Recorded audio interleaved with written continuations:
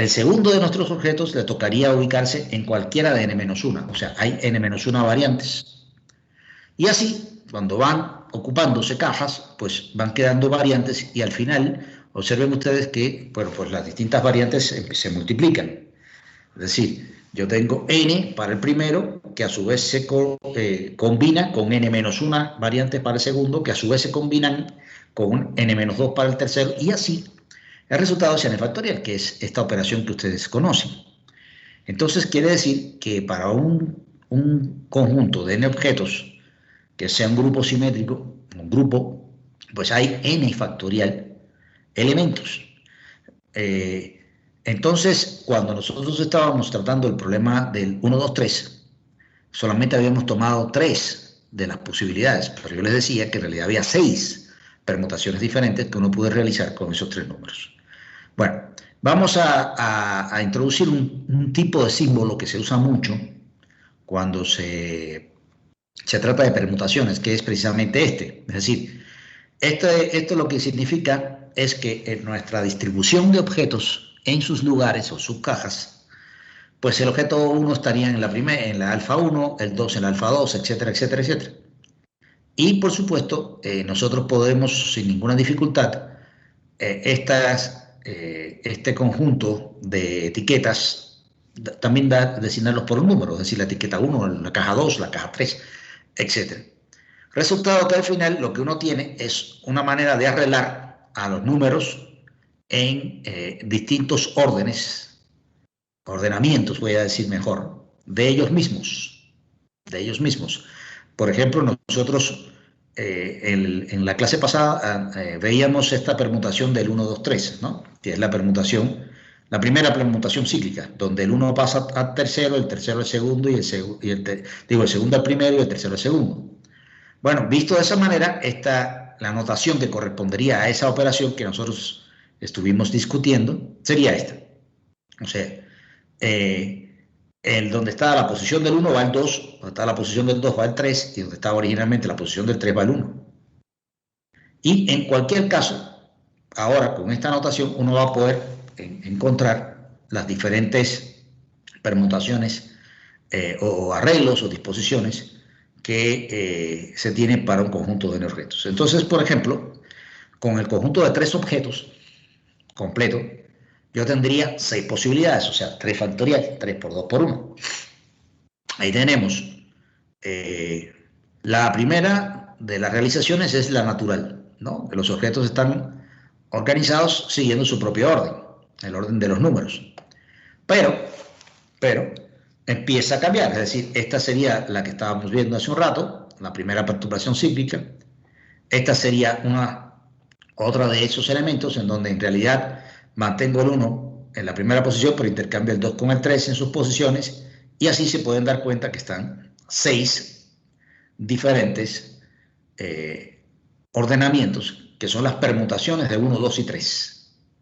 Eso se llama permutación. O sea, permutar, cambiar de lugares, o intercambiar de lugares. Ahora, supongamos que nosotros analizamos esto como un grupo. Es decir, nosotros tenemos los elementos que son precisamente estos de aquí, P1, P2, P3, P4, P5 y P6, ¿no? Y queremos introducir una operación de tipo producto, como le decíamos en términos generales. Esa operación de tipo producto pues sería la realización sucesiva de 2 permutaciones, como estuvimos hablando. Sería, digamos, P sub I por P sub J. Y ahí estaríamos haciendo todas las posibles combinaciones de esas permutaciones. Es decir, hacemos actuar sobre el ordenamiento original primero a la que está a la derecha y después a la que está a la izquierda. Por ejemplo, si yo tengo una combinación de 2 operaciones que serían P3 y P6, ¿no? Entonces yo tengo primero que P6 lo que hizo fue agarrar al 1, 2, 3 y ubicar los números en estas posiciones, ¿no? Ahora, vamos a tomar un segundo paso, por decirlo así. Es decir, vamos a ver cuál es el segundo paso, el producto de esto. El segundo paso es aplicar sobre este de aquí la permutación que está a la izquierda, la P sub 3.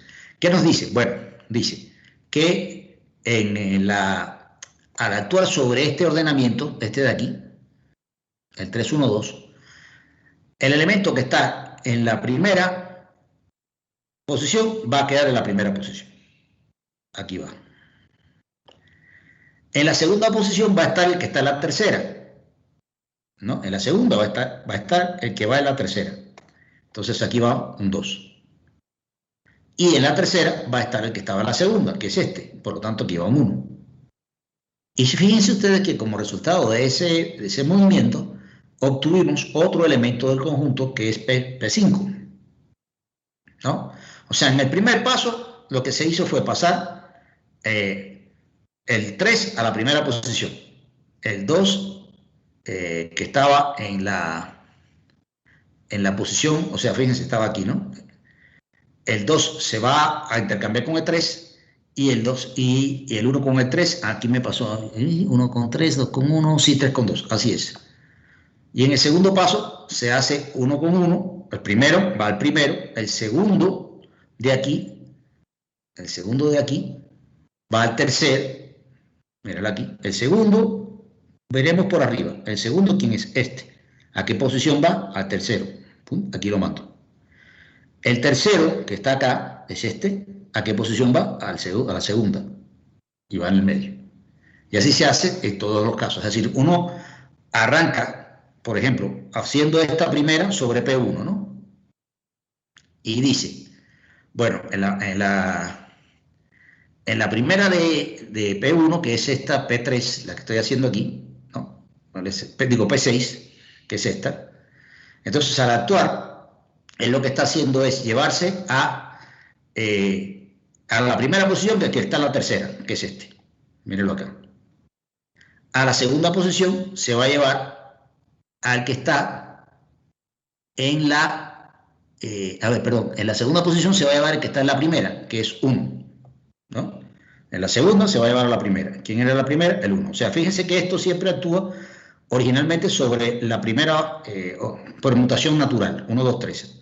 Entonces yo eso no la escribí, simplemente ya tengo el resultado, que es P sub 6. O sea, lo que hace P6 es llevarse el 1, 2, 3 al 3, 1, 2. Pero bueno, para que lo pudiéramos verificar, podemos verlo de nuevo. Es decir, ¿qué hace ahora? En la tercera posición, él ubica a quien estaba en la segunda. Como estoy actuando sobre P1, quien estaba en la segunda es 2. Entonces aquí va. Y ese es el resultado que ponemos. Ahora, como es simplemente hacer actuar la permutación directa sobre 1, 2, 3, no se suele poner acá como elemento de partida, pero se sobreentiende que lo primero que uno hace al aplicar PI sobre PJ es ir a actuar sobre el elemento de partida. Bueno, ahora ya actué sobre él y me dio el resultado 3, 1, 2 aquí debajo. Ahí viene entonces P3 y dice, como les comentaba, lo estoy repitiendo porque esto tiene su detalle, esto tiene su cosita para entenderlo. Dice, bueno, en la primera posición yo voy a poner el que está en el 1 de esta línea de abajo. En el 1 está el 3. En la segunda posición voy a buscar el elemento que está en la tercera, que es el 2. Y en la tercera posición voy a buscar el elemento que está en la segunda, que en este caso es el 1, y por eso aparece el 321 aquí. Entonces, como decía, lo que pasa en red es que obtenemos de nuevo un elemento que es P sub 5. Y se puede verificar que cada elemento de un grupo tiene su inverso. ¿Quién es el elemento neutro o unidad? Bueno, pues 1, 2, 3, es decir, la permutación idéntica. Entonces, yo me voy a plantear quién sería, por ejemplo, para P6, su elemento inverso. Él debe ser tal que, cuando yo combine P6 con P6 inverso, ¿no? El resultado sea el elemento neutro. Entonces aquí yo tengo estas incógnitas, ¿no? Alfa, beta y gamma, y digo, bueno, ¿quiénes deben ser tales que cuando yo esté en la primera posición, ¿no? El elemento que está, que pase a estar en la primera sea el tercero. Bueno, si tiene que ser el tercero y es un 1, pues evidentemente aquí tendría que haber un 1, ¿no? Porque Fíjense bien, yo tengo como resultado que en la primera posición va un 1. Y aquí me dice que ponga al que está en la tercera. Entonces gamma tiene que ser el 1. En la segunda debe estar el que estaba en la primera. ¿Quién estaba en la primera? Ah, el de la segunda tiene que estar en la primera y aquí el de la segunda corresponde con el 2. Ah, entonces ese es el número, a ver, perdón. Repito, el de la segunda tiene que ir a la primera posición. Ok, ¿quién estaba en la segunda para que vaya a la primera de todas? O sea, tiene que ir, el que estaba en la 2 va a la posición 1, ¿no? El que estaba en la 2 va a la posición 1. A ver, espérame, ¿sí, ¿lo hice bien? Sí. Ok, el que estaba en la primera pasa a estar en las segunda, en la tercera, así, va un 1 aquí va un 1, perfecto. Entonces, acá tiene que ir el que da como resultado poner un 2 aquí y aquí tengo 2, 1. Entonces quiere decir que para poner un 2 aquí tiene que caer un 2, ¿no? Porque va a la primera. Entonces el beta es... ahí, me estoy perdiendo. Déjenme hacerlo de nuevo. Siempre me pasa esto en todas las clases. A ver, de nuevo lo voy a hacer. Bueno, en la primera posición va el que estaba en la tercera. El que estaba en la tercera. Entonces el elemento que estaba en la tercera tiene que tener el 1, porque aquí va. O sea, aquí va el 1, miren, ahí se ve. Ok, ahora, en la segunda posición va el elemento que estaba de primero. El elemento que estaba de primero va en la segunda posición y cae aquí, que es un 2. Entonces el 2 estaba de primero, aquí tiene que ir. Y en la tercera posición va el elemento que estaba de segundo, ¿no? ¿Quién es el elemento que estaba de segundo? Si aquí tiene que caer la tercera, es el 3, o sea que es 231 lo que toca. Ahora sí, ¿no? Ahora sí, repito, voy a hacerlo nuevamente porque esto tiene su truco.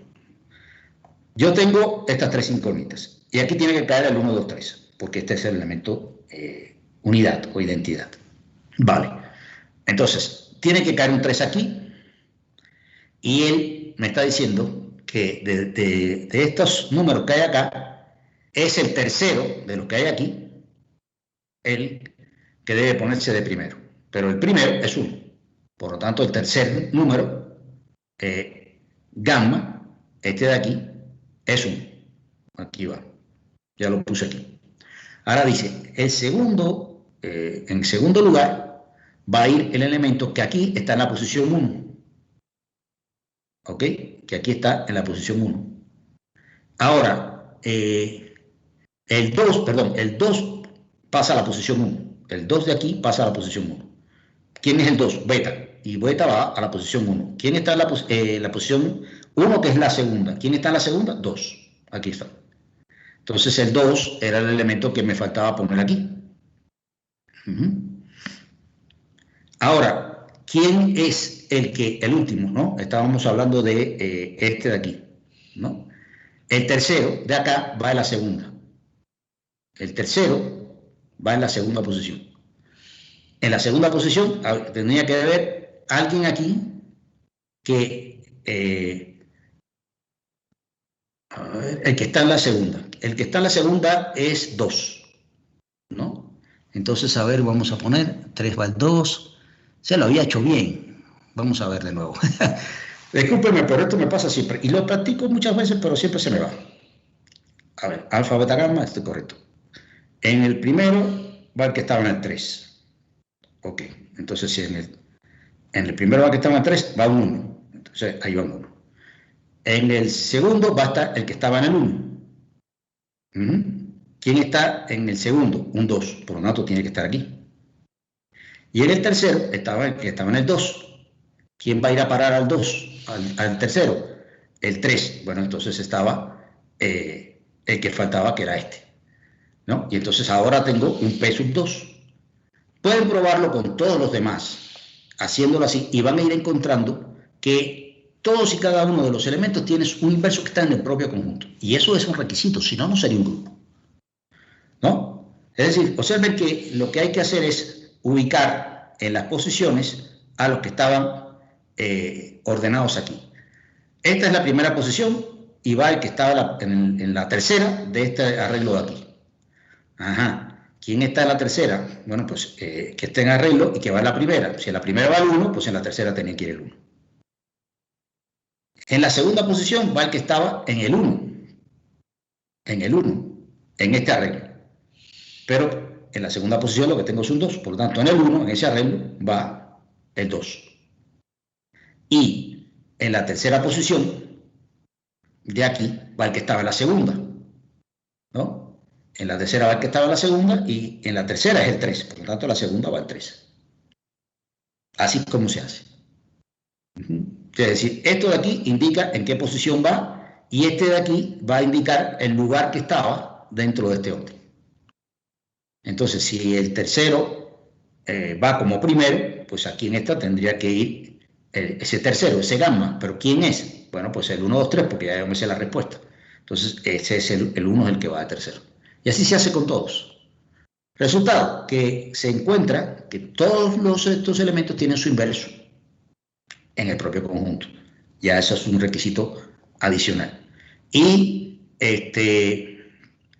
yo les voy a dejar incluso como un ejercicio indicado aquí, una operación con esto. Una situación que hay es que, bueno, por ejemplo, P6 inverso es P2, la combinación de dos de ellos es eso también hay que verificarlo siempre, que usted combina P1 con P4, eso tiene que dar otro elemento del propio conjunto y así sucesivamente. Eso tiene como característica que redondea el cumplimiento de los axiomas, es decir, el conjunto, la operación de composición, en este caso son dos permutaciones sucesivas, que sería como el producto, entre comillas, que la composición de dos cualesquiera de elementos da un elemento también del mismo conjunto, que además hay asociatividad y que además existe elemento neutro o identidad para la operación, ¿no? Y también existe un elemento inverso para la combinación con alguno de ellos que va a dar como resultado el elemento neutro. Ese ejercicio yo se los dejo para que lo practiquen con el grupo de permutaciones. Incluso, además, pide que verifiquen que ese grupo es generado por estos dos elementos, con el elemento idéntico P1. O sea, recuerden que hablábamos de generar cuando a través de alguna potencia de los elementos o del simple producto de ellos dos se puedan obtener los demás. Es decir, que con conocer 3, incluyendo al elemento idéntico, los otros se pueden sacar a partir de operaciones como por ejemplo que uno de ellos es el cuadrado del otro, que uno es el producto de ellos dos y que el otro es el producto de un cuadrado de uno por el otro. O sea, siempre alguna potencia, en el sentido de la ley de combinación que hemos definido, alguna potencia de los elementos o la combinación de una potencia con un elemento o simplemente la combinación de dos elementos da a los demás. Eso es lo que se llama que son elementos generadores. Entonces, yo aparte de que les pido que completen el esquema de grupos de esto y hagan su tabla de multiplicación, que eso de todas maneras lo vamos a estar mirando, les pido que verifiquen esto también. Es una tarea indicada, no la voy a evaluar ni nada, pero sería muy bueno que puedan practicarla.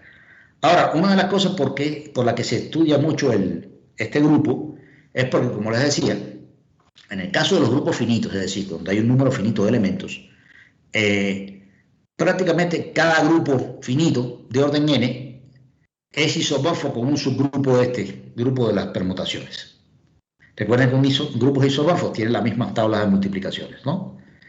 Y eso es un teorema bien interesante. Arthur Cayley, el prolífico matemático británico del que ya les estuve hablando en su momento, en el que él demuestra que siempre que yo tengo un grupo finito de orden n cualquiera, se puede poner en una correspondencia de isomorfismo con un subgrupo del grupo de permutaciones. Y eso le da, por supuesto, al grupo de permutaciones una connotación especial, porque estudiando bien sus propiedades uno puede sacar mucha información con respecto a otros grupos con otras operaciones y con otras características. Sin embargo, mientras sean finitos, se pueden encontrar en común con el grupo de permutaciones. Una de las cosas que en física, y aquí aparece destacado, una de las cosas que en física nosotros resaltamos mucho, tiene que ver en este caso de permutaciones con un problema que se llama mecánica cuántica. Ese problema consiste en el problema de las partículas idénticas. A ver, ustedes tienen dos electrones. Imagínense que ustedes son capaces de ver los electrones, ¿no? De verlos, y que al mirarlos no alteran para nada dónde se ubican ni cómo están. Eso es una idealización tremenda, porque en realidad cada vez que uno incide sobre una partícula del micromundo para verla, eso se hace a través de un instrumento que se llama la luz. Y la luz, cuando golpea en forma de fotones sobre una partícula del micromundo, pues le hace cambiar sus propiedades, su estado, ¿no? Entonces, medir o observar significa mover, podemos decir así, y entonces vamos a obviar eso y vamos a pensar que nosotros vemos dos electrones, que los estamos viendo. Los electrones son dos partículas que tienen carga menos E, que es la carga elemental, tienen spin. Supongamos que esos dos electrones tienen el spin orientado en la misma dirección, y nosotros cerramos los ojos y como que alguien, por alguna razón, alguna manera, los intercambia en sus posiciones. Y nosotros abrimos los ojos y nos dicen cuál es el que estaba a la izquierda y cuál es el que estaba a la derecha.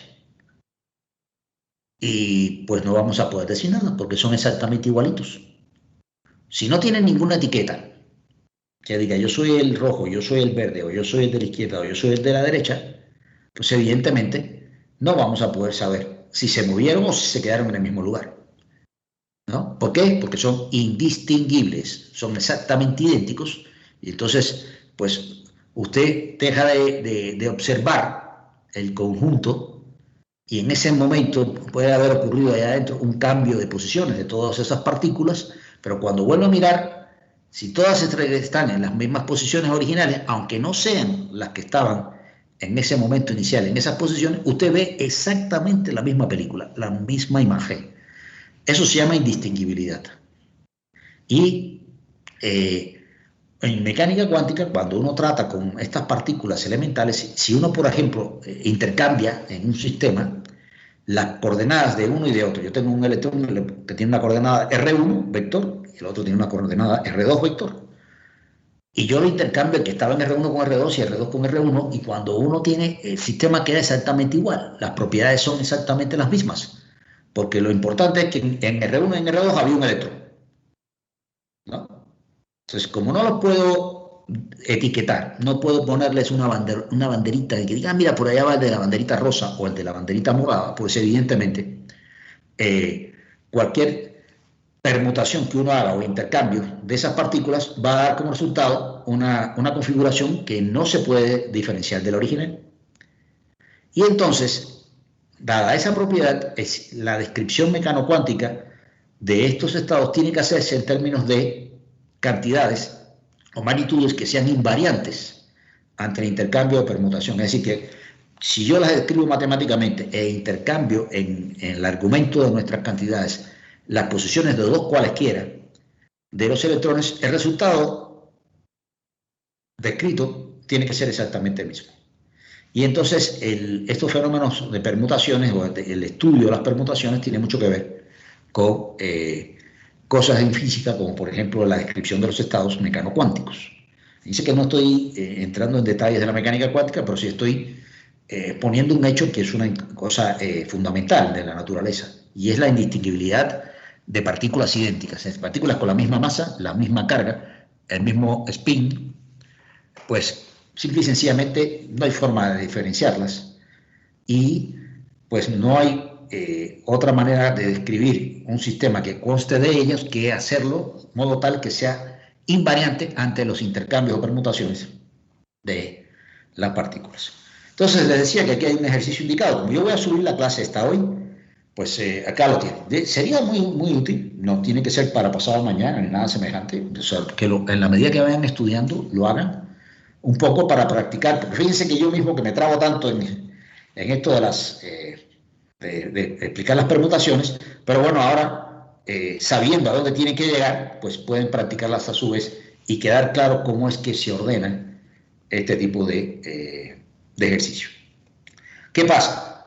Que, bueno, esto era lo que teníamos para la clase de la semana pasada, sí, del miércoles de la semana pasada, voy a ponerlo acá, un poco para no cargar aquella clase demasiado, dejamos el ejemplo para iniciar el día de hoy. Pero tenemos algunos elementos que sí es importante, pues, a ver si puedo hacer un poquillo más grande esto, pero un pelillo porque si no se va a descalar. Ah, si ya se fue, vamos a bajar. A ver, un poco más.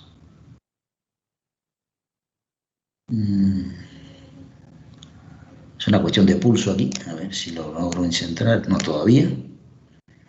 Bueno, vamos a ponerle 250 a ver si me lo quiere aceptar. Vamos a ver si ahora. Bueno, ahí está. Venga. Les decía que teníamos algunas cosas más por tratar en el tema, y en ese caso lo que tenemos es pues ejemplos de grupos, tanto desde el punto de vista matemático como desde el punto de vista físico. Decía que muchos problemas físicos tienen propiedades de simetría, y esto lo venimos discutiendo o comentando desde el inicio del semestre. Y las simetrías pues siempre tienen como resultado, como consecuencia, la invariancia de alguna magnitud o de alguna cantidad. Por ejemplo, si ahí existe lo que se llama simetría translacional, ¿no? Que también se conoce como homogeneidad espacial. Esa propiedad en la que si ustedes trasladan en un cierto vector al vector de posición de una partícula determinada, y el resultado del entorno que está alrededor de esa partícula no se modifica, se mantiene igual que la posición original, uno dice que el espacio es homogéneo. Así que la misma historia, estoy parado como partícula en un punto, cierro los ojos y alguien me trasladó, me puso en otro, y cuando yo abro los ojos, el ambiente que veo a mi alrededor es exactamente el mismo que veía antes de cerrar los ojos en mi posición anterior. Eso es lo que se conoce como una invariancia translacional, es decir, me traslado en una cierta cantidad de un cierto punto a otro cierto punto, y me percato que en ese otro cierto punto al que llegue, mi entorno es exactamente el mismo que el que tenía originalmente, ¿no? Esa es digamos, una manera de describir la homogeneidad espacial. Bueno, pues la simetría translacional tiene una consecuencia importante en la descripción, que es la conservación del momentum lineal de un sistema cerrado. Bueno, un sistema cerrado es un sistema en el cual no intercambia energía con su entorno, ¿no? Ni energía, o sea, no intercambia partículas con su entorno, pero sí puede intercambiar energía. Eso es un sistema cerrado, ¿no? Es decir, si yo tengo un grupo de partículas que se están moviendo, es como si estuvieran dentro de una cajita, ¿no? Pero a esas partículas les puede estar llegando luz, les puede estar llegando radiación electromagnética, y puede hacer cambios en sus estados dentro de la cajita. Eso es lo que se llama un sistema cerrado. Ahora, la simetría rotacional, que también se conoce como isotropía espacial, lo que establece es la equivalencia completa de las distintas direcciones espaciales. Es decir, que usted estaría observando algo exactamente igual desde un punto y cierra los ojos, y en ese caso, en vez de trasladarlo, lo que hicieron fue utilizando el origen de su vector de posición, rotar, o sea, cambiarse, inclinarse, y le dicen ahora, abra los ojos, y de nuevo uno vuelve y se encuentra que todo está exactamente igual que cuando estaba al inicio, antes de que hicieran la operación de moverle a usted de ese punto, ¿no? Ahora no lo trasladan, no lo desplazan, sino simple y sencillamente lo que hacen es que le inclinan su vector de posición un ángulo. Claro, eso no se puede hacer siempre en todos los ángulos que a uno le dé la gana, pero si uno en principio tiene que para cualquier ángulo que se mueva estas condiciones iniciales de cómo se ve el entorno se mantiene. Se dice que el sistema es isotrópico. O sea, isos de igual y tropos de orientación, ¿no? O de dirección.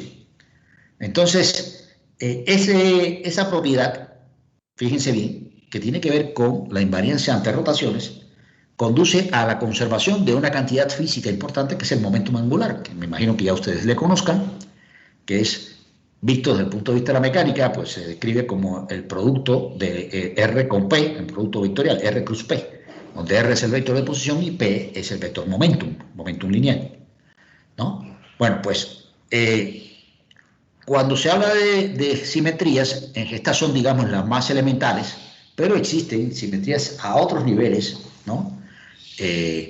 También en cuanto incluso a otras cantidades que no son necesariamente geométricas. Pero bueno, nosotros podemos, por ejemplo, estudiar simetrías desde el punto de vista de la geometría, ¿no? Algunas operaciones típicas que uno puede, digamos, visualizar, que son aquellas que permiten, cuando uno realiza esa operación, pues recobrar lo que uno tiene, es decir, no modificar, mantener la forma, mantener la estructura de lo que uno tiene. Y la teoría de grupo es precisamente la más adecuada de todas las herramientas para estudiar simetrías. Y gracias a esa teoría de grupo fue que ocurrió el descubrimiento de los quarks, como ya les estuve comentando. Ahora, ¿cuáles serían algunas operaciones de simetría? Bueno, un plano de simetría. Un plano es un plano en el sistema, tal que la posición de cada punto a uno de los lados es la imagen especular a través del plano de un punto que está al otro lado correspondiente. Es decir, es como poner una hoja de papel, ¿no? Frente a uno, así como de canto hacia uno, y poner dos bolitas, dos cositas a la misma distancia de la hoja de papel. Entonces uno va a mirar a ambos lados y se va a dar cuenta que las dos bolitas están a la misma altura, a la misma posición, a la misma distancia de la hoja de papel, ¿no? Eso es un plano de simetría. Cuando uno intercambia una bolita con otra y si ambas bolitas son iguales, pues entonces también uno cierra los ojos, intercambia y abre y se va a encontrar con que tienen el mismo sistema con las dos bolitas a la misma distancia, a la misma altura con respecto a la hoja de papel que uno pone, digamos, perpendicular hacia uno, ¿no? Hacia la nariz de uno, por un decir. Ese es un plano de simetría, es un ejemplo típico.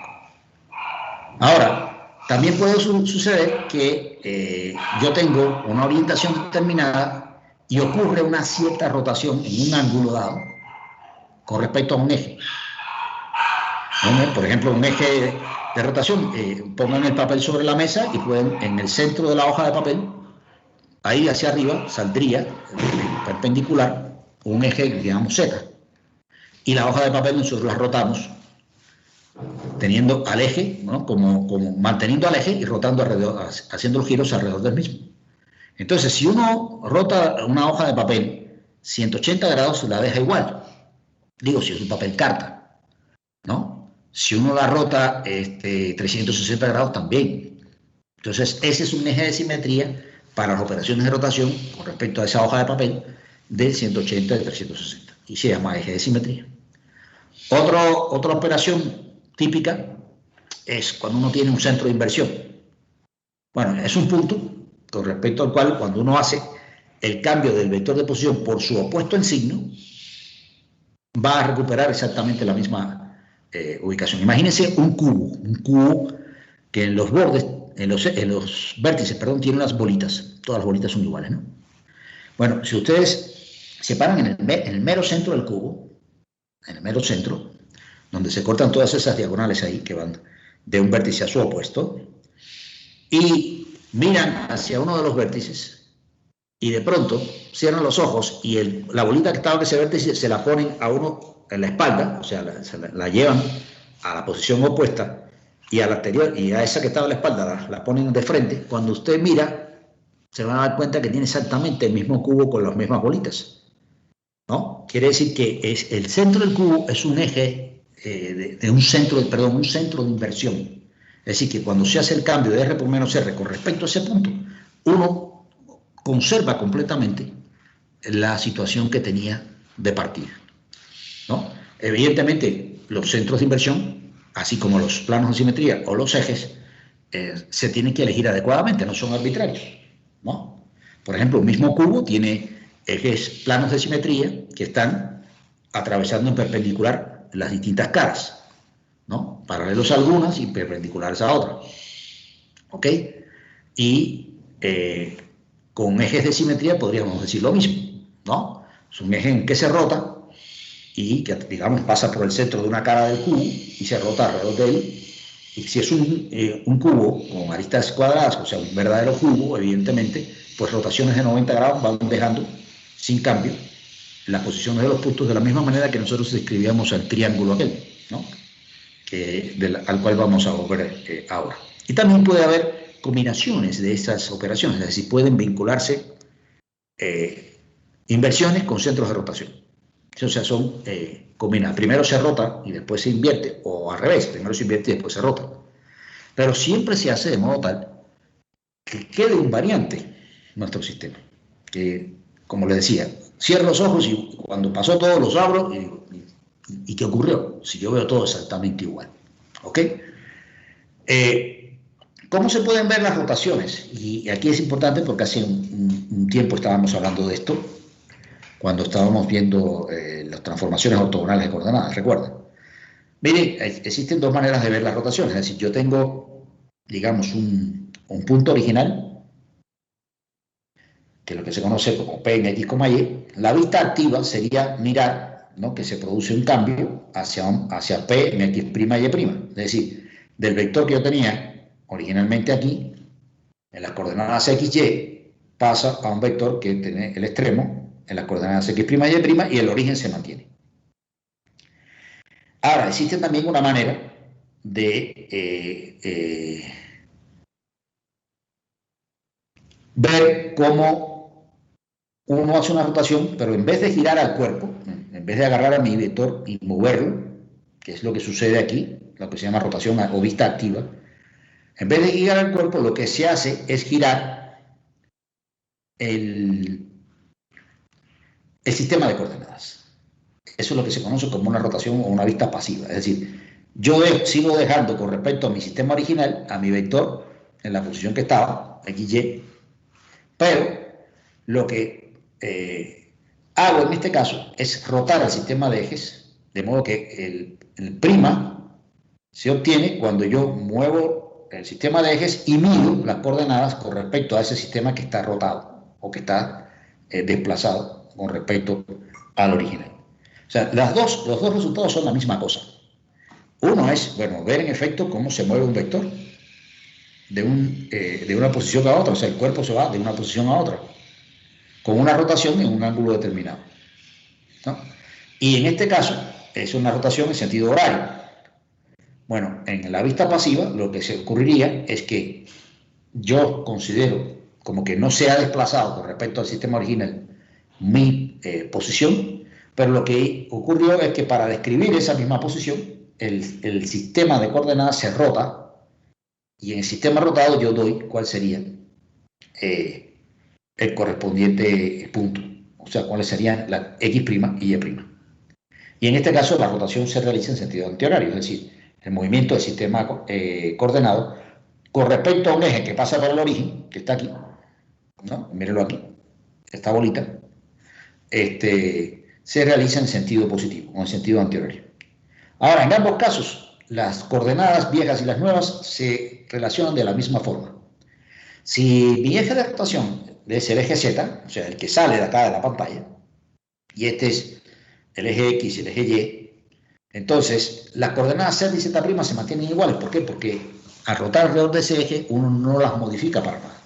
O sea, si un punto cualquiera en el espacio tenía una coordenada Z y uno hace una rotación de este tipo, pues en el nuevo sistema el eje Z' sigue siendo el que estaba aquí y sale de la pantalla. O sea, ese no se movió para nada. Pero, sin embargo, los ejes X y Y sí lo hicieron. El cambio de coordenadas que se obtiene, o sea, que describe este cambio, es decir, esta transformación para obtener las nuevas coordenadas en términos de las originales, o sea, las originales eran con respecto al sistema negro y las nuevas es con respecto al sistema café, pues vienen dadas de esta manera. Eso es lo que se conoce como una rotación con respecto al origen de coordenadas, o un cambio de coordenadas que conserva el origen,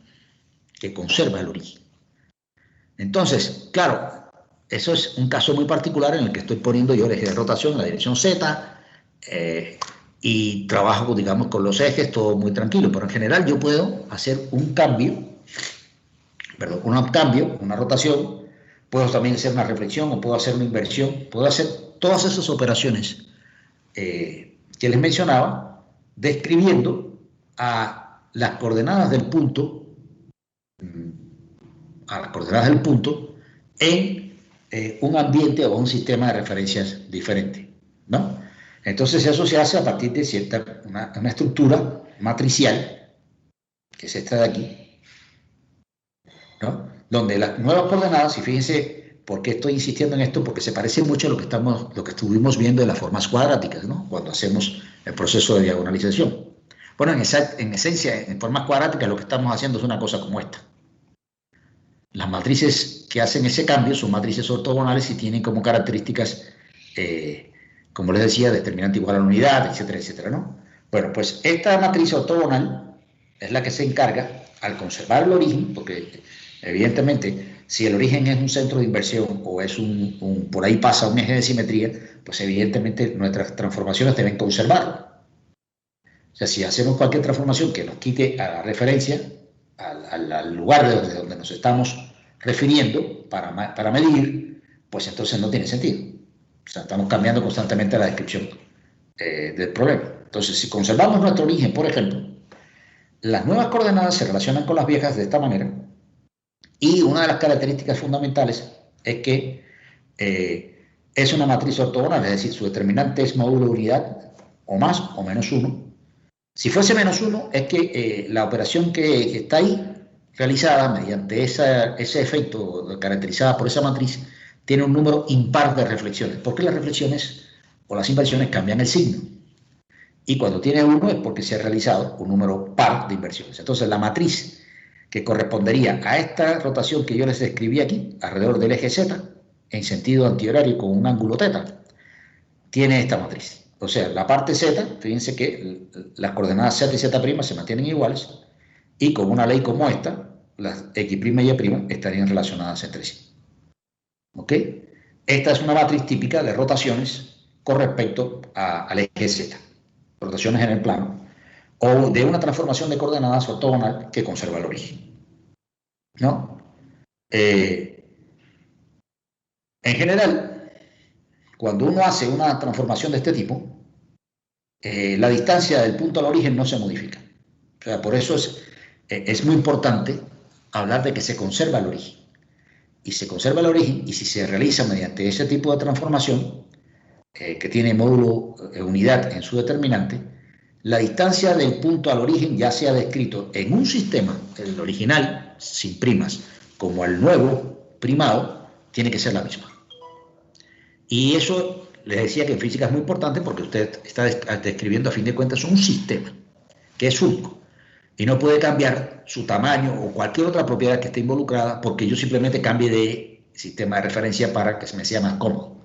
Él tiene que seguir manteniendo sus propiedades físicas porque son reales.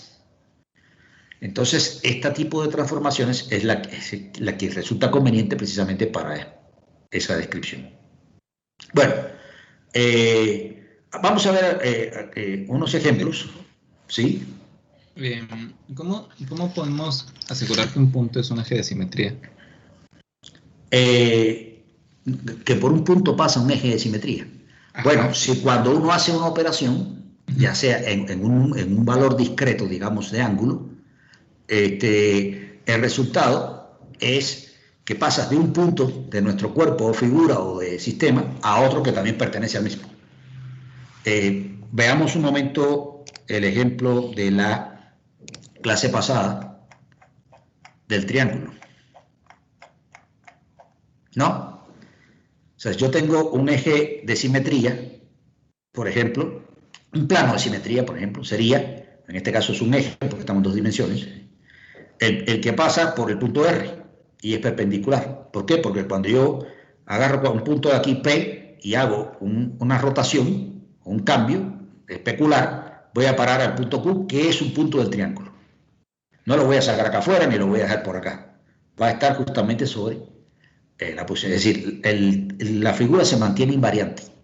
Entonces, si yo roto alrededor de O y hago una rotación de 120 grados, este punto va a pasar a este punto va a pasar a este y este va a pasar a este, pero la nomenclatura es una cuestión artificial que nosotros pusimos. Lo que importa es que son vértices de triángulo y van a parar a un vértice de triángulo en la misma orientación que tenía de inicio. Eso es lo que significa decimetría. Si usted pone un eje aquí, que pase por este punto, a lo mejor no encuentra bajo ninguna rotación que se quede invariante la figura. Es decir, que los ejes y los planos de simetría y los puntos de inversión no son cualesquiera. Existen, si existen, pues entonces son determinados ellos, específicos, y son los que permiten realizar las operaciones de invariancia. O sea, por aquí, por el ortocentro de un triángulo equilátero, cuando uno pasa un eje que sale de la pantalla y rota, no lo hace en cualquier ángulo, lo hace o bien en 120, o bien lo hace en 240, o bien lo hace en 360, que es equivalente a hacerlo en 0. ¿No? Pero no, si uno rota 90 o rota 60, no va a dejar sin cambio esta estructura del triángulo equilátero, ni la orientación que tenía de inicio. Eso es lo que se refiere a eje de simetría, o plano de simetría, o eje de rotación. O sea, hay algunos en particular. Y eso es el trabajo es identificarlos y caracterizarlos. Pero no para cualquier figura ni para cualquier cuerpo uno va a encontrar cualesquiera de estos elementos. ¿Ok? Entonces, si regresamos al ejemplo que teníamos, bueno, mire, hay un ejemplo de ejes de simetría dobles, ¿no? O sea, imagínense un sistema que consiste en 6 partículas.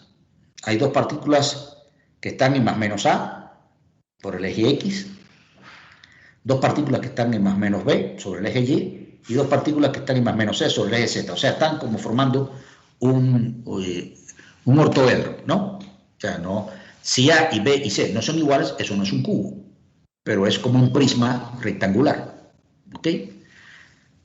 Ahí podría ser, cuando hablo de partículas, átomos de una molécula o parte de un sólido, bueno, pueden ser distintos sistemas. Cada uno de los ejes X, Y, Z son ejes de simetría en este caso. Entonces, ¿por qué? Porque con el eje Y, el más menos A es simétrico con respecto al eje X, ¿no? Y con el eje Z, pues el otro. Y así cada uno de ellos, con 2 pasa, uno dice, bueno, con respecto a este eje, cambio una posición por su opuesta en signo y voy a parar a la misma descripción que tenía. Es decir, la partícula que estaba en menos A pasa a A, la que estaba en A pasa a menos A y se mantiene completamente invariante el sistema. Y así, cada uno de los ejes es un eje de simetría. ¿Cuál sería un operador unidad o identidad? Bueno, que no haya ningún cambio. El operador de rotación con 0 grados o 0 radianes. La pregunta es, aquí hay estos que agregar, pueden efectuarse. Voy a ver, permítanme un segundo porque estaba arreglando errores de dedo y los tengo por aquí. A ver si puedo de alguna manera quitármelos. Este es 6.1, no. Porque si no lo hago así, para poder subir las clases de una vez y que ustedes tengan. Entonces aquí vamos para allá. Y sería algunos ejemplos sencillos. ¿Y qué otras rotaciones pueden efectuarse?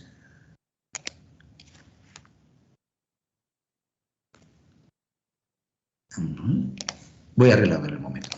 Y bueno, decía, ¿qué otras pueden efectuarse y que dejen invariante al sistema? Fíjense que la cuestión está en que cada vez que yo haga un movimiento, para que haya invariancia, debo retornar las que están en B, A o en C, tiene que caer siempre una partícula en los puntos en los que yo tengo establecidos desde el principio. Había uno en más menos A, digo 2 en más menos A, 2 en más menos B y 2 en más menos C. Yo me puedo mover de modo tal que cualquier tipo de operación que haga me ponga partículas en esos puntos. Partículas en esos puntos. Fíjense que las partículas son idénticas, ¿no? Ahora, ¿qué pasa? Si yo tengo solo partículas idénticas A, entonces ya estoy limitado. Pero si todas mis partículas fueran idénticas, entonces hay muchas operaciones que yo puedo realizar, de modo que hay matrices que, por ejemplo, si uno hace combinaciones de pi radianes con los ejes, o sea, cambia A por menos A, B por menos B, o C por menos C, pues evidentemente no alteró para nada a nuestro sistema, ¿no? Si las partículas son de distinta clase, o sea, una es una partícula, dos partículas A, dos partículas B y dos partículas C, que no son las mismas ni parecidas, entonces evidentemente las operaciones que yo puedo realizar solamente son con los ejes de simetría asociados a cambiar A por menos A, o B por menos B, o C por menos C, que son estas de aquí, ¿no? Por ejemplo, rotaciones con respecto al eje X, aquí va un 1, y intercambio la posición A por la menos A y la menos A por la A. O sea, invierto los signos. Si roto con respecto a Y, no se altera la coordenada Y, el eje Y, pero se alteran los signos de las coordenadas X y Z. Y si roto con respecto a Z, en ese sentido, en 180, o sea, en pi, los cosenos saben que da menos 1, entonces aquí aparecerían los cambios que se producen de A por menos A y de B por menos B, ¿no? Esas son las matrices que hacen operaciones que son rotaciones, pero que equivalen también a reflexiones con respecto a planos en ese paralelepípedo. El operador de identidad, por supuesto, es la matriz I, es decir, que cuando uno la aplique sobre las coordenadas X, Y, Z, las X', Y', y Z' sean exactamente las mismas que las anteriores. Estos cuatro elementos que hay aquí forman un grupo. Es decir, entre ellas están el elemento neutro, por supuesto, y entre ellos están los propios inversos. Y no es difícil calcularlos, se los dejo de tarea. La tabla de multiplicación es esta. Por ejemplo, para que yo obtenga E, simplemente alfa por ella misma. A ver, perdón, cuando tengo alfa y quiero encontrar el resultado inverso, lo aplico con gamma. O sea, alfa por gamma es E. O sea, gamma es el inverso de alfa, ¿no? Beta es su propio inverso, ¿no? Y el inverso de gamma es alfa, porque ya habíamos visto arriba. Es decir, cuando yo lo combine gamma con alfa, me da la matriz de identidad. Entonces, esa sería la tabla de multiplicaciones o de combinaciones de estos elementos que son sucesivas en cuanto a la rotación. Les pido que lo verifiquen, no es difícil percatarse de las propiedades que tiene, bueno, cuando multiplica las matrices, es decir, en este caso las rotaciones sucesivas implican multiplicación de una matriz con la otra, ¿no? Profe, disculpe. Cuando son grupos con 4 elementos, ¿siempre va a pasar así que un elemento sea el inverso de sí mismo? Bueno, 2, perdón. No necesariamente, pero no necesariamente, bueno, es una lo que pasa es que como aquí hay 3 elementos que no son de la identidad, pues prácticamente es casi obligatorio que uno sea el inverso de sí mismo, ¿no? Okay. Pero a la medida que va aumentando el número de elementos, pues pueden ya ser distintos, se hacen variados, ¿no? No necesariamente uno sea su propio inverso. Okay. Bueno, ¿qué otra cosa podemos comentar con respecto a esta situación? Bueno, este tipo de grupo de simetría, ¿no? Tiene como característica que se le llama normalmente de 2. ¿Por qué? Porque tienen doble eje de simetría, ¿no? O sea, los ejes de simetría es doble. Es decir, porque uno puede rotar 180 y puede rotar 360. Y cualquiera de esas dos rotaciones deja sin cambio, en ese caso, nuestro paralelepípedo, en la forma en que están distribuidas las partículas, ¿no? O sea, hay una rotación, que es la rotación de 360, y está la rotación de 180. O sea, quiere decir que hay dos ángulos que están tales que cuando se realicen esas rotaciones, regresamos desde la figura original a otra vez la figura original. Volvemos a la figura original. En general, existen grupos que tienen mayor cantidad de o ejes de simetría de mayor multiplicidad, ¿no? En ese caso, los ángulos que rotan para que exista esa multiplicidad, si ella es la n, son ángulos de 2π entre n radianes. 2π entre n. Es decir, en nuestro caso solamente tenemos 2π entre 2, que eso da 180, ¿no? Y ahí está, y por supuesto la otra, que es 360, ¿no? Pero si yo pongo aquí, por ejemplo, 4, entonces un grupo diédrico de orden 4 significa que yo puedo rotar desde π entre 2 a pi, a 3π entre 2 y después a 2π.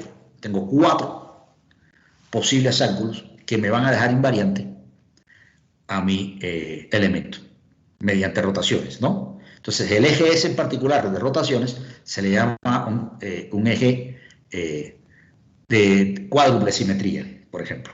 Y el grupo se llama grupo diédrico de 4 en este caso, ¿no? Entonces, vea, por ejemplo, un caso de simetría triple. La simetría triple sería 2π entre 3, o sea, 0, 120, 240, 360, ¿no? Serían todas las rotaciones que yo puedo hacer, como era el triángulo que estábamos viendo en el ejemplo de la clase pasada y que hace un rato volvimos sobre él. O sea, aquí en realidad yo tengo que mediante o bien 0, pues bien, no cambio para nada, pero puedo rotar 120 con respecto a este ángulo, es decir, rotar en el plano, y cuando haga la rotación de 120 grados referida a este eje vertical que está aquí, pues entonces todos los puntos se van a ir acomodando en las mismas posiciones que había, pero bueno, ya evidentemente P pasa a Q, Q pasa a R, R pasa a P, pero lo puedo hacer con 240 y entonces P da una primera y una segunda rotación de 120 y cae donde está R, y así eso es lo que tenemos. Entonces, justamente, ¿quiénes son los elementos de la rotación? Bueno, recuerden que la matriz de rotaciones tenía estos elementos, el coseno van acá, el menos seno y el seno. Entonces aquí tendríamos, por ejemplo, en este caso, el coseno de 120, que menos un medio, ¿no? El seno, el menos seno, que aquí entonces en este caso es raíz de 3 sobre 2, y el seno, que es menos raíz de 3 sobre 2. Aquí iría coseno, seno, menos seno, coseno. Entonces, aquí hay un errorcito de 200, aquí debe ir también un menos, que no lo puse, porque estamos en el tercer cuadrante, y el coseno es negativo. Permítanme ver si lo hago de una vez, porque si no se van a confundir ustedes al trabajar. Déjenme ver, la encuentro por aquí. No es esta. Ok, sería de 240, y aquí va un menos, ¿no? O sea, cuando uno está en el tercer cuadrante, pues el coseno es negativo, ¿no? Entonces, coseno es positivo en el primero y el cuarto. Estamos en 240, estamos en el tercero. Entonces, ahí debería ir un menos aquí. Y bueno, pues cuando tenemos 360, evidentemente, el seno vale 0, aquí y acá, y el coseno vale 1. Entonces, tenemos las tres matrices. Y estas serían nuestras matrices de rotación asociadas a precisamente esos giros de 120, 240 y 360 o 0, que se hacen con respecto a un eje Z que pasa por el ortocentro de nuestro triángulo equilátero, ¿no? Entonces ahí tendríamos esta misma figura y los elementos, como ya discutimos, forman un grupo cíclico, ¿no? Y pues la tabla correspondiente es esta de aquí. Fíjense que la composición de rotaciones es, bueno, dos rotaciones de 240, de 120 dan una de 240. Una rotación de 120 con 240 da una de 360. Entonces, están como cíclicos, ordenadas las operaciones, y ven que, bueno, en este caso, la inversa de A es B y la inversa de B es A. ¿Está claro? ¿No? Porque es la que lleva a que uno regrese al origen. O sea, si uno hace una rotación de 120, ¿Cuál es la que lo lleva a 0 o a 360? Bueno, una de 240 después, para que complete la vuelta, el giro de los ángulos. Ahora, evidentemente aquí solamente estamos hablando de rotaciones. ¿Qué pasa con las reflexiones? No, es que ando con gripa, entonces un poco la voz me suena un poco extraña a mí mismo. Miren, aquí existe la posibilidad de hacer operaciones de reflexión, es decir, de utilizar algún eje, que podría considerarse también un plano si sale de la pantalla, ¿no?, con respecto al cual exista una relación especular y que cuando uno intercambie un punto de un lado a un punto del otro, pues se mantenga invariante la figura en este caso, ¿no? Entonces, ¿cómo podríamos ver una reflexión?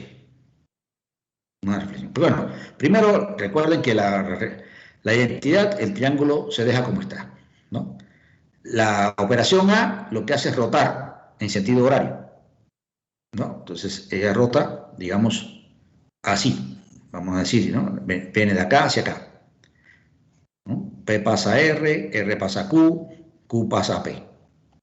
Y B rota, digamos, en sentido horario, entonces ahí tendríamos P pasa a Q, Q pasa a R y R pasa a P. Así completo hasta acá. Sin dar la vuelta total, pero hay una doble rotación con respecto a las posiciones de los vértices. Ahora, existen otras operaciones. Por ejemplo, llamemos C a la operación que refleja el eje OR. OR.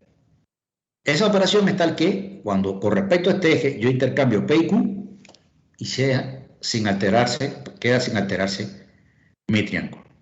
También hay una operación que es la de OP, en este eje, que estoy pasando el cursor sobre él, y llega aquí perpendicular, de modo tal que intercambiar R con Q deja totalmente invariante igual a mi triángulo, o sea, el triángulo sigue la misma orientación y la misma disposición que tenía inicialmente. Y también existe uno equivalente, el OQ, que en este caso serían los simétricos con respecto a él, P y R. Entonces hay tres operaciones más que son reflexiones. Ahora, las reflexiones a veces se pueden interpretar como rotaciones de 180 grados, ¿no? Rotaciones de 180 grados, es decir, yo pongo aquí este eje y alrededor de él hago como una vuelta, un flip, ¿no? Y me voy 180 grados así, digamos, si este es el sentido positivo, el eje está así, entonces hago como este de aquí pasa para acá, hago esto, fíjense que son 180, ¿no? Una semicircunferencia, lo que estoy describiendo al moverme así. Entonces, con respecto a ese eje, hay una rotación de 180, que se puede describir de esta manera. Recuerden que 180, bueno, los senos valen 0, ¿no? Y aquí en este caso, lo único que yo estoy haciendo es invertir, ¿no? La posición del punto, su posición del primer punto cambia por la del segundo, cambiando un signo menos.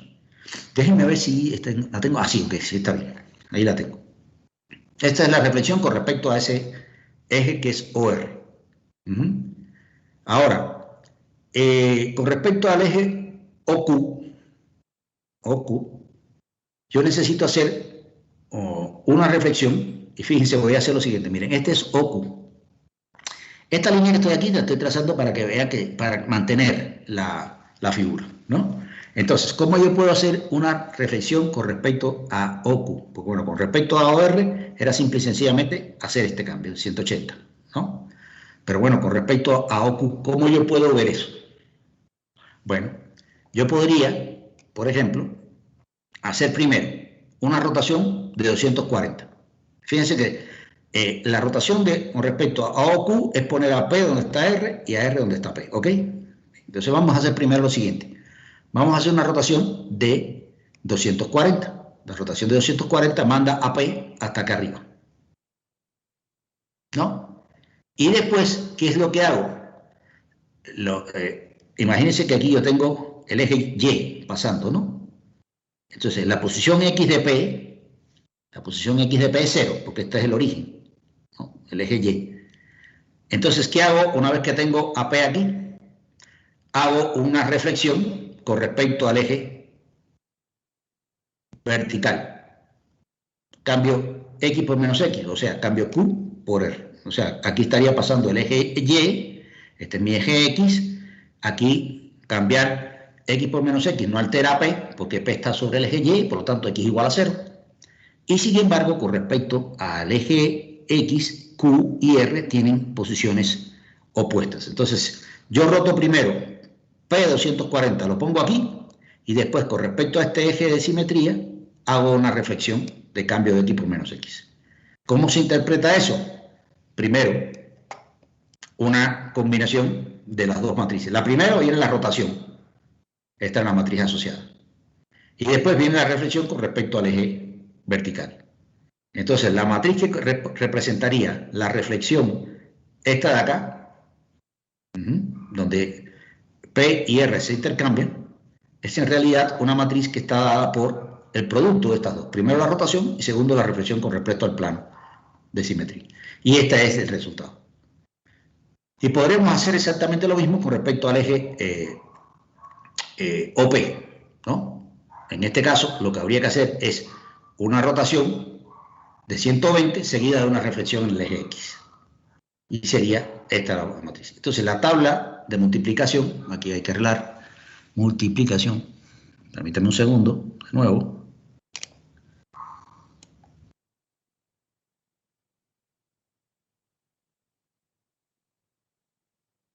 A ver, ¿dónde está? Más para abajo.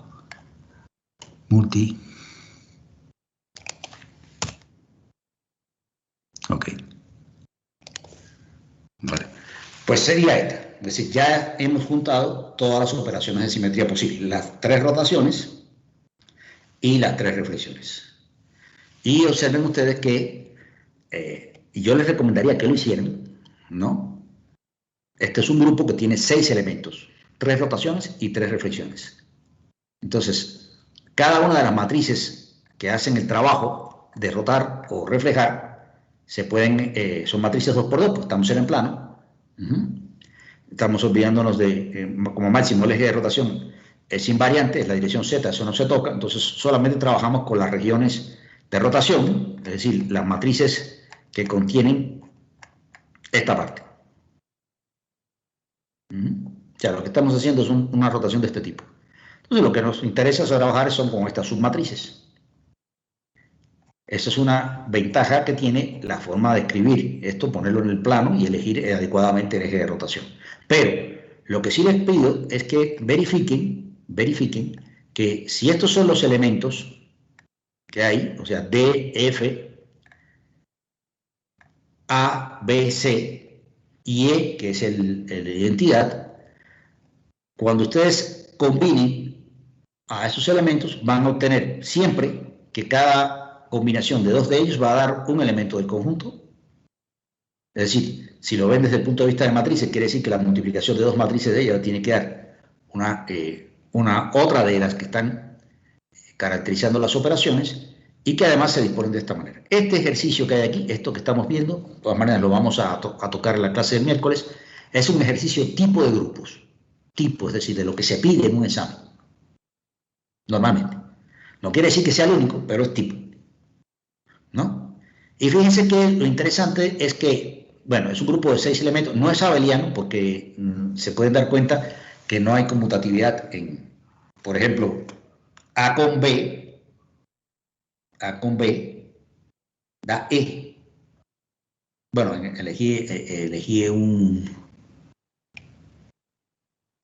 ejemplo que no era bueno. Vamos a ver. Vamos a hacer C con A es F, pero A con C es D. Por lo tanto, no son la misma cosa. O sea, A con C es D, pero C con A es F. Por lo tanto, no hay conmutatividad porque no son iguales en un sentido o en el otro de la aplicación. Y se dice que hay una representación matricial 2×2. ¿Por qué? Porque cada una de las operaciones uno las puede, y valga la redundancia, representar a partir de una matriz. Y esa es una de las grandísimas ventajas que tiene la teoría de grupos, sobre todo esa posibilidad de representar. En un caso lo estábamos haciendo, en el ejemplo de la clase pasada, con funciones y con operadores, pero también se puede hacer con matrices. Entonces, estas matrices constituyen una representación de grupo, que en este caso es el grupo de operaciones de simetría del triángulo equilátero, que son 6 operaciones en total. ¿Ok? Entonces, esta es una de las maneras, digamos, más cómodas o más conocidas, sobre todo cuando se trata de este tipo de operaciones, de cambio, de rotaciones, que tienen que ver con la geometría, aunque también se pueden introducir matrices determinadas para otras operaciones que no son necesariamente geométricas, pero que tienen que ver con el intercambio de propiedades, sobre todo en el mundo de las partículas elementales. Se pueden hacer cambios de propiedades descritos a través de grupos de matrices, por lo general matrices unitarias. O sea, recuerden, les hablaba de las matrices unitarias, que son las matrices ortogonales complejas, ¿no? O más bien, que las ortogonales son el caso real de las matrices unitarias. Hay un último ejemplo que solamente se los voy a presentar. Esto es una presentación más que un barniz, es apenas una cuestión informativa, de un grupo que se usa mucho en física. Ese es el grupo de Lorentz, que se llama. Recuerden ustedes que existe una historia muy bonita, pero en cierto sentido fue hasta trágica, en la física de finales del siglo XIX, cuando se planteaba la existencia de un determinado medio para la propagación de las ondas de luz. O sea, se tenía claro, por los trabajos de Maxwell y de Hertz, que la luz era una radiación, era una manifestación ondulatoria de campos electromagnéticos. Pero hasta ese momento todos los fenómenos ondulatorios se estaban describiendo sobre la base del movimiento o desplazamiento de las partículas de un medio. Por ejemplo, las oscilaciones de una cuerda, pues evidentemente las moléculas de la cuerda, los átomos, que se desplazaban, y así, en general, se estaba hablando en el agua, cuando se hacían ondas en un fluido, etc. Había un medio sobre el cual las ondas iban propagándose. Y la idea en aquel momento era que la luz tenía algo parecido, tenía algo semejante que ver con eso, y propusieron la existencia de un medio especial al que llamaron éter. Y en uno de los experimentos más extraordinarios que se ha hecho jamás en la física, y que yo a veces comparo a los últimos de esta época con ese, y no al revés, el experimento que encontró las ondas gravitacionales, el experimento LIGO, o el experimento que encontró el bosón de Higgs, son, digamos, experimentos de la clase D, experimento de Michelson y Morley, que se realizó en 1880 y tantos en Estados Unidos, y que afortunadamente Michelson alcanzó a vivir para que le dieran el premio Nobel por eso. Y en realidad lo que Michelson hizo en su experimento fue descartar completamente que la luz se moviese en un cierto medio material, constituido por sustancia, ¿no? Y además se verificó a partir del trabajo de Lorentz que las ecuaciones de Maxwell son las mismas y son válidas para cualquier sistema de referencia inercial, o sea, para cualquier sistema de referencia que si se mueve se lo haga con velocidad constante o permanece en reposo. Entonces, el trabajo de Lorentz permitió identificar cuáles serían las transformaciones que uno tendría que hacerle a las ecuaciones de Maxwell para que ellas se mantuvieran invariantes.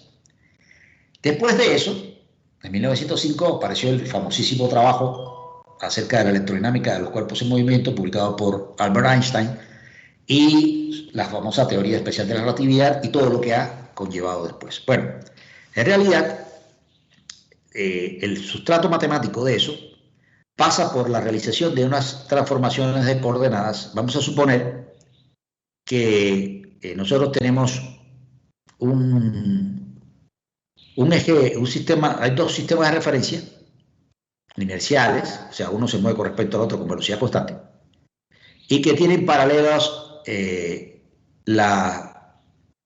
los ejes Y y Z, o sea, X2 y X3, y se mueven uno con respecto al otro con una velocidad V en la dirección X, ¿no? O X1.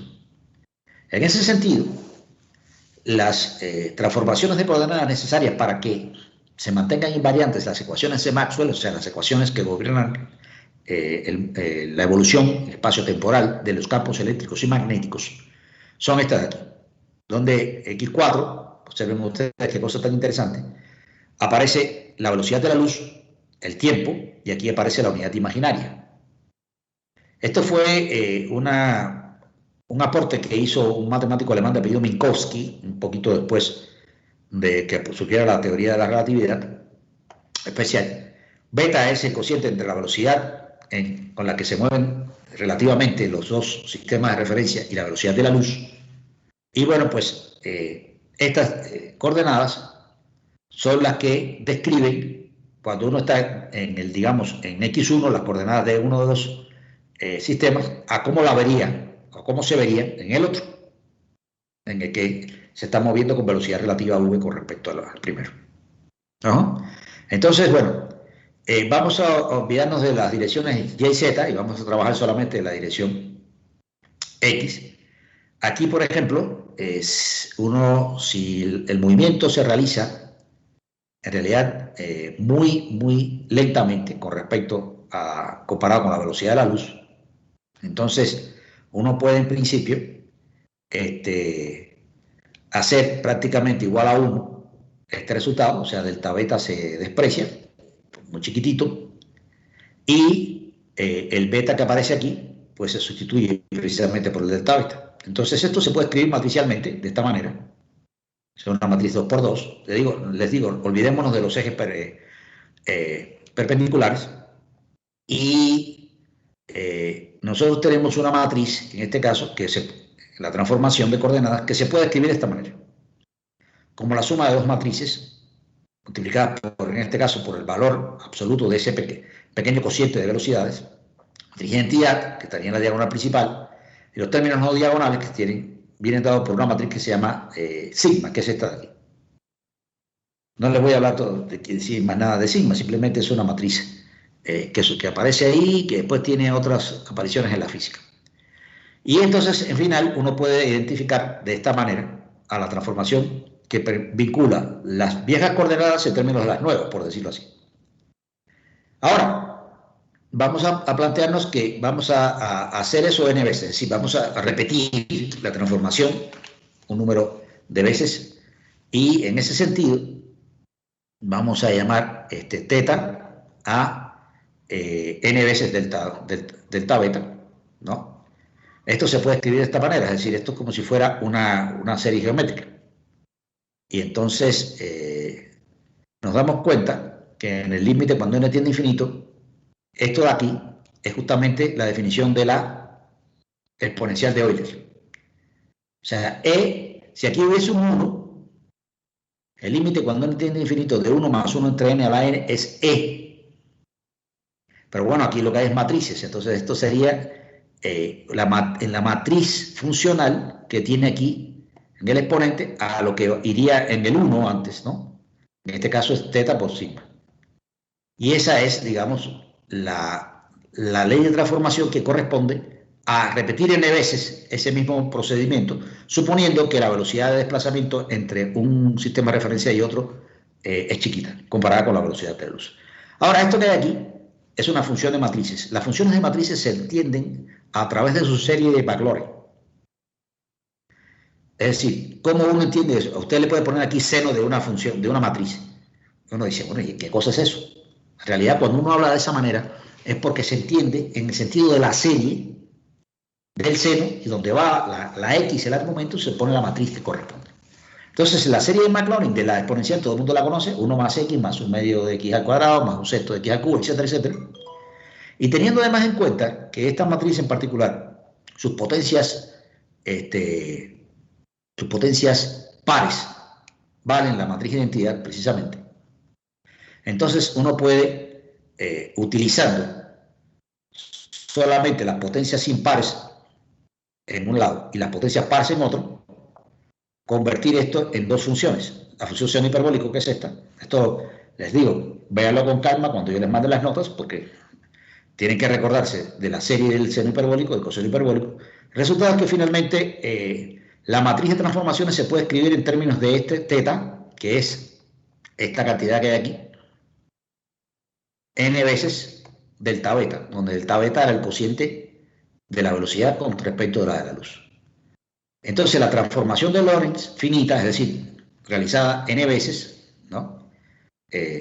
Al final se puede escribir de esta manera. Es decir, el cambio de coordenadas que nos permite mirar cuáles van a ser las nuevas en términos de las viejas es esta de aquí. Fíjense que se parece mucho a las matrices ortogonales que nosotros tenemos, pero con la diferencia que en vez de aparecer las funciones trigonométricas, aparecen las funciones trigonométricas hiperbólicas. Y aquí aparece el i acompañando al seno, ¿no? O sea que tendríamos esta matriz, sería la transformación unitaria que permite imaginar las rotaciones en el plano x1, x4. O sea, las rotaciones en el plano de la coordenada x y de ict, o sea, el tiempo, que en este caso aparece como imaginario. La teoría de la relatividad y la descripción de las transformaciones de Lorentz vincula de manera estrecha a coordenadas y tiempo, ¿no? No están unas por un lado y otras por el otro. Por eso se lo suele llamar el espacio-tiempo a esta construcción. Pero es un espacio-tiempo complejo. ¿Por qué? Porque para que aparezcan adecuadamente las transformaciones de Lorentz, tiene que salir un signo menos, que solamente se obtiene cuando yo pongo la i aquí. Entonces, eso lo descubrió Minkowski y por eso esto se llama el espacio de Lorentz-Minkowski o espacio-tiempo, que es aquel en el que la teoría especial de la relatividad está basada. Entonces, esta matriz sigma sería la que genera las representaciones, en este caso, matricial de 2×2 de la transformación de Lorentz. Esto hecho pensando en que los ejes y y z se mueven paralelos entre sí y que la velocidad está en la dirección x. Pero si hubiese una velocidad arbitraria, ¿no? Una velocidad arbitraria en una dirección particular, esa matriz tendría un aspecto diferente y en realidad sería un tensor, y eso es lo que vamos a ver al final del capítulo siguiente. Entonces esto que estoy diciendo es, repito, para no se me impresionen demasiado con esto del grupo de Lorentz, lo que a mí me interesa fundamentalmente son estas cosas, elementos geométricos, el grupo de permutaciones, lo otro es información que les estoy proporcionando, pero la pueden leer con calma, tratar de realizar, por ejemplo, este procedimiento, ¿no? Tratar de realizarlo. Fíjense que cuando ustedes elevan esto al cuadrado, ¿no? Lo que hacen es despreciar siempre los términos de tipo de orden superiores, porque esto es muy chiquitito. Entonces uno puede con toda tranquilidad hacer un cambio de variables, algo cómodo aquí, para que el límite, lo que nos salga, sea precisamente la exponencial, como la definió Euler originalmente. O sea, esta e, que resulta ser la base de los logaritmos naturales, los neperianos, en realidad cuando Napier inventó los logaritmos, no conocía e, ¿no? O sea, sus cálculos y sus cosas basados en tablas y eso no tenían... Euler fue quien descubrió que la base de los logaritmos neperianos era e, y era esta cantidad que se define por este límite. 1 más 1 sobre n a la n cuando n tiende a infinito. Eso sería la e sola. Recuerden eso porque yo creo que ustedes lo vieron en cálculo y es uno de los límites fundamentales de la matemática. Entonces, vamos el miércoles a ver algunos ejemplos ya directos en este mismo espíritu, de esto de acá, en este mismo espíritu, pero en ese caso, apuntando sobre todo a que la tercera tarea va a tener ejercicios de este tipo y entonces puedan tener elementos o ejemplos para poderlos resolver. Entonces, por el día de hoy, nosotros terminamos. Acá estamos. Profe, yo tengo una duda sobre la tarea. ¿Me puede ayudar, por favor? ¿De la tarea? La que... Sí, la del viernes. Ajá, correcto. Es en el apartado 5, ve que se tienen que completar los cuadrados para formas cuadráticas. Yo me estuve quebrando la cabeza un buen rato y o sea, no lo logré. Encontré por ahí un PDF que viene un algoritmo de Gauss, le llaman, pero es como una fórmula y lo cumple. ¿Es legal que lo ocupe? Sí, sí, claro. Sí, si hay algún algoritmo general, pues se puede utilizar sin ningún problema. Ok, sí, porque es una fórmula, nada más. Sí, lo que pasa es que además hay algunas cosas, a veces no existe una manera única de diagonalizar por completamiento de cuadrados, ¿no? Es un poco, vamos, un algoritmo lo que va es a dar por seguro una transformación, pero no hay una manera única, ¿no? Por ejemplo, uno podría perfectamente decir, voy a dejar a x2, si aparece x2 segunda x2 al cuadrado, esta la voy a dejar solita. Y todo lo que aparezca ahí, si no me involucra x2, ya los renombro, ¿no? Entonces existen muchas maneras y no es en completamiento de cuadrados. Cuando uno hace una transformación ortogonal de coordenadas ya es diferente, ¿no? Pero cuando se completan cuadrados puede ser que los resultados de uno de ustedes no se parezcan a los de otro y sin embargo es una forma cuadrática diagonal lo que obtuvieron. Pero si apareció un algoritmo particular, adelante, no hay ningún problema. Ok, perfecto. Ajá. ¿Le pongo el algoritmo o nada más lo voy a utilizar? No, sí, por favor, o por lo menos la referencia, porque me gustaría verlo y así ya lo incluyo en la clase, en mi clase del año que viene. Es que en ese, a ver, ¿cómo decirles? Vamos a ser francos. Esta parte de completamiento de cuadrados se hace porque, digamos, es una forma histórica que hay de diagonalizar a estas expresiones cuadráticas, ¿no? Pero no es para nuestros propósitos la fundamental. Porque si ustedes se dan cuenta, nosotros estamos girando todo el tiempo alrededor de transformaciones de coordenadas, de cambios de base. Ahí es donde estamos haciendo hincapié. Entonces, en realidad, bueno, yo no dudo para nada que exista alguien que en algún momento se puso, algún matemático, a sacar eso, pero no ha sido, digamos, de mi interés principal, porque mi interés principal está en lo otro. Pero, hombre, si aparece el algoritmo y eso, perfecto, porque ya lo tengo preparado para verlo, estudiármelo y prepararlo para el futuro, si me vuelve a tocar dar este curso. Así que con mucho gusto y agradeciéndolo, por supuesto. Ok, perfecto. Le adjunto el PDF, ¿no? Bueno, el link del PDF en la tarea. Perfecto, claro que sí. Claro Vale, que sí. y también se lo puedo compartir a mis compañeros porque... Por supuesto, claro que sí, también. Vale. No pasa nada. Muchas No pasa gracias. nada. Bueno, pues entonces, el miércoles, repito, vamos a ver algunas cositas con algunas figuras geométricas en el plano para que vean cómo se puede seguir procediendo con estas cosas y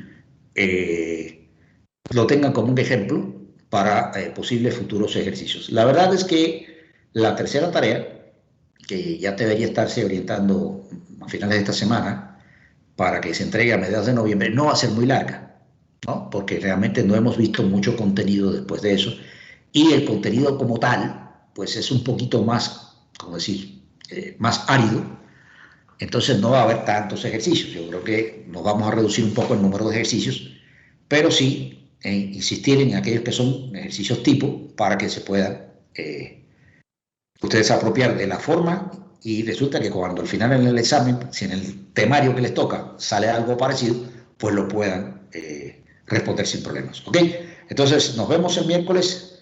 Si, por supuesto, si todo sale bien, si seguimos en buenas condiciones, pues les digo, yo ando como resfriado, tengo media cara resfriada y media cara bien, o sea, garganta, nariz y un oído, y la otra garganta, nariz y un oído no me siento nada, todo perfecto. Entonces, espero que no se me recorra a los otros y pueda estar bien para la clase del miércoles. De todas maneras, algo sucederá y yo les aviso por correo electrónico.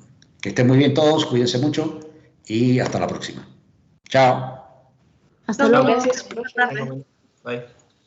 Gracias, profe. Hasta luego.